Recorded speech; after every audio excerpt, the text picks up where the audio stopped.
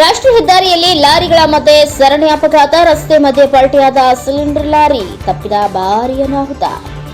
3 ಲಾರಿಗಳ ಮಧ್ಯೆ ಸರಣಿ ಅಪಘಾತ ನಡೆದು ಗೋಗ್ಯಾಸ್ ತುಂಬಿದ ಸಿಲಿಂಡರ್ ಲಾರಿ ರಸ್ತೆ ಮಧ್ಯೆ ಪಲ್ಟಿಯಾಗಿರುವ ಘಟನೆ ಧಾರವಾಡ ತಾಲೂಕಿನ ಏಟಿಗಟ್ಟಿ ಬಳಿಯ ರಾಷ್ಟ್ರೀಯ ಹೆದ್ದಾರಿಯಲ್ಲಿ ನಡೆದು ಭಾರೀ ಅನಾಹುತವೊಂದು ತಪ್ಪಿದೆ. ಟೈಲ್ಸ್ ಹೊತ್ತೊಯ್ಯುತ್ತಿದ್ದ ಲಾರಿ, ಕಾಂಕ್ರೀಟ್ ಮಿಕ್ಸ್ ಮಾಡುವ ಲಾರಿ ಹಾಗೂ ಗ್ಯಾಸ್ ಸಿಲಿಂಡರ್ ಹೊತ್ತೊಯ್ಯುತ್ತಿದ್ದ ಲಾರಿಗಳ ಮಧ್ಯೆ ಸರಣಿ ಅಪಘಾತವಾಗಿದೆ. ಟೈಲ್ಸ್ ಹಾಗೂ ಕಾಂಕ್ರೀಟ್ ಮಿಕ್ಸ್ ಮಾಡುವ ಲಾರಿ ಮಧ್ಯೆ ಮೊದಲು ಮುಖಾಮುಖಿ ಡಿಕ್ಕಿಯಾಗಿದೆ. ಈ ವೇಳೆ ಹಿಂದೆ ಬರುತ್ತಿದ್ದ ಸಿಲಿಂಡರ್ ತುಂಬಿದ್ದ ಲಾರಿ ಟೈಲ್ಸ್ ಹೊತ್ತೊಯ್ಯುತ್ತಿದ್ದ ಲಾರಿಗೆ ಡಿಕ್ಕಿ ಹೊಡೆದು ರಸ್ತೆ ಮಧ್ಯದಲ್ಲಿಯೇ ಪಲ್ಟಿಯಾಗಿದೆ. ತುಂಬಿದ ಸಿಲಿಂಡರ್ ಇದ್ದ ಪರಿಣಾಮ ಸ್ಥಳದಲ್ಲಿ ಕೆಲ ಹೊತ್ತು ಆತಂಕದ ವಾತಾವರಣ ಸೃಷ್ಟಿಯಾಗಿತ್ತು.